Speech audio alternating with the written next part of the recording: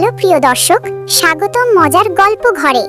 একটা ছোট্ট অনুরোধ, আমাদের এই মজার গল্প ঘর পেজটাকে ফলো করে রাখুন আর ইউটিউবে সাবস্ক্রাইব করে দিন। সাবস্ক্রাইব করলে নতুন কার্টুন গল্পের ভিডিও আপনার কাছে সবার আগে পৌঁছে যাবে। চলুন আজকের সুন্দর গল্পটা শুরু করি।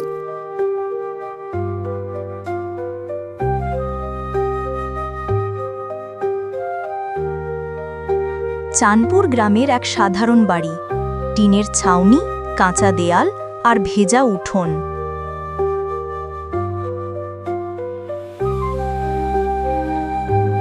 এই বাড়িতেই থাকে রাহাত, বয়স 28।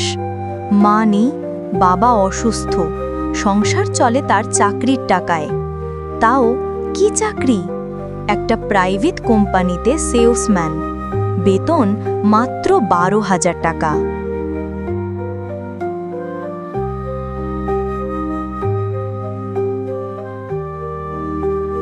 ভোরবেলা বাবা কাশতে কাশতে ওঠে। বাবা, আজ একটু পরে অফিসে যাবি?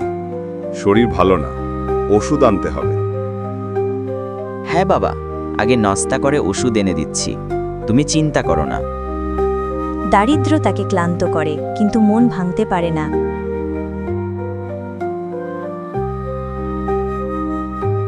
গ্রামের সবাই বলে, রাহাত ভালো ছেলে, শুধু ভাগ্যটা খারাপ। কিন্তু সে বিশ্বাস করে ভাগ্য নয়, মানুষ নিজেই নিজের পথ বানায়।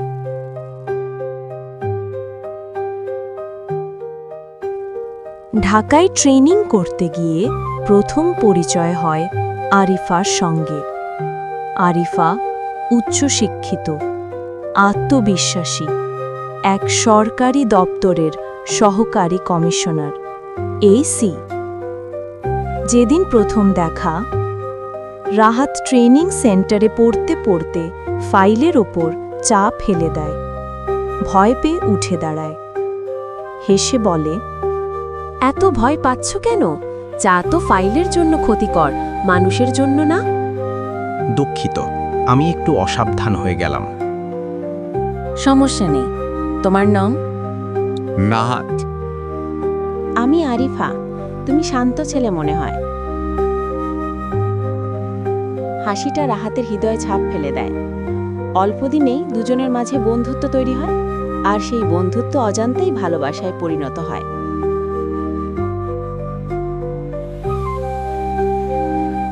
একদিন ছুটির পর দুজন রাস্তার ধারে বসে কথা বলছিল।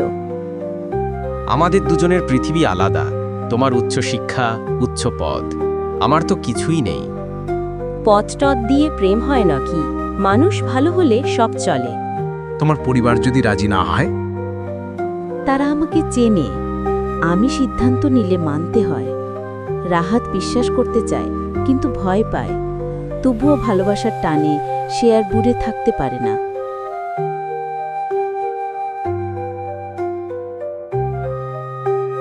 যখন দুজন বিয়ে করে গ্রামে আসে, গ্রামবাসী অবাক। এক অফিসার মেয়ে কেন একজন গরিব কর্মচারীকে বিয়ে করল? বিয়ের পরের দিন থেকে শুরু হয় সমস্যা। আরিফা শহরে চাকরি করে,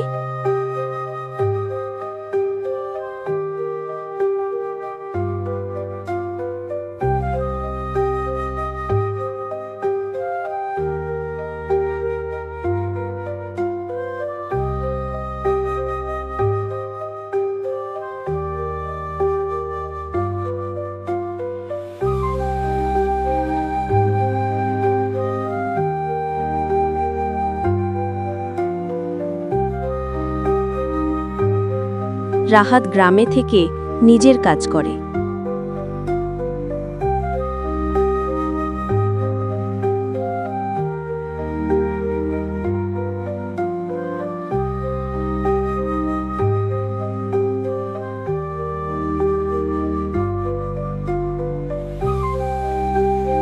আরিফার মা মেয়েকে বলে, অফিসার হয়েও একজন কর্মচারীকে বিয়ে, জীবনে সুখ পাবি না।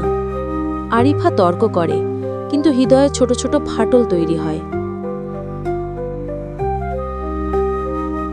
রাহাতের কোম্পানি তাকে শহরে পোস্টিং দেয়, কিন্তু বেতন বাড়ে না।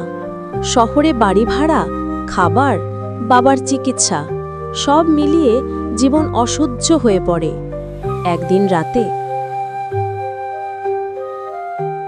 তোমার অফিসে ভালো চাকরির সুযোগ থাকলে বলো, বাড়তি টাকা দরকার।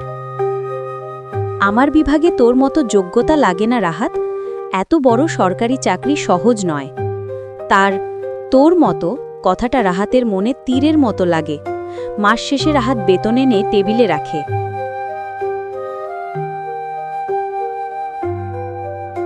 ভাড়া দিও, বাবার ওষুধও কিনতে হবে।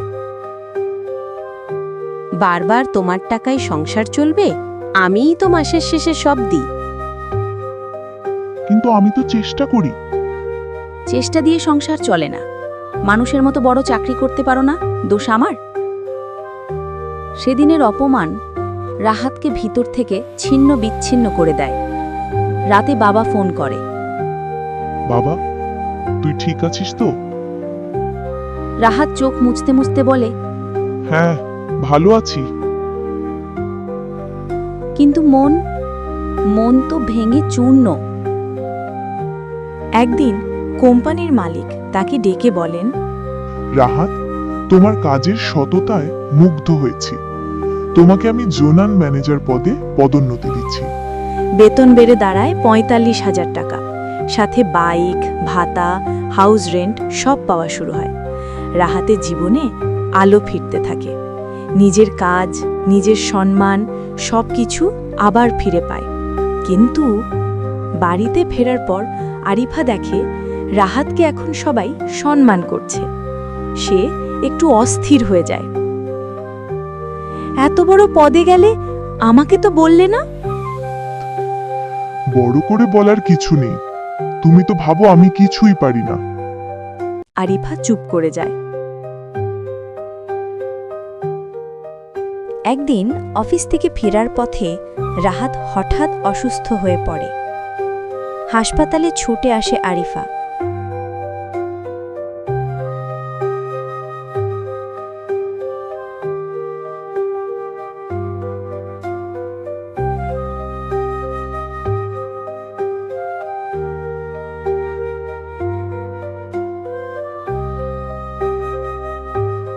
সেখানে ডাক্তার বলে, স্ট্রেস, অবহেলা, কষ্ট এভাবে আর চলবে না।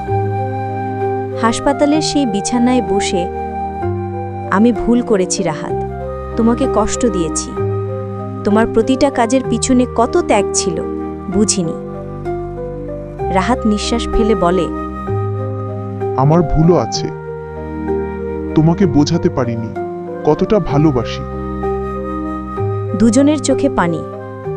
কষ্ট ভেঙে ভালোবাসা আবার জেগে ওঠে। নতুন জীবন। সুস্থ হয়ে বাড়ি ফিরে রাহাত নতুন সিদ্ধান্ত নেয়। আমি আর অপমান চাই না। আমাদের সম্পর্ক হবে সম্মানের ভিত্তিতে। তুমি আমার জীবন বদলে দিয়েছ। এবার আমার পালা। আমি তোমার পাশে থাকব, মান সম্মান দিয়ে, ভালোবাসা দিয়ে। দুজন নতুন করে সংসার শুরু করে। রাহাতের বাবা ভালো হয়ে ওঠে। গ্রামের লোকেরা বলে, মানুষের পেশা বড় নয়, মানুষের মন বড়। আরিফা এখন রাহাতকে সম্মান করে। রাহাতও তাকে ভালোবাসে, আগের চেয়ে বেশি। যেখানে অপমানের জায়গা নেয় সম্মান, শ্রদ্ধা আর অটুট ভালোবাসা।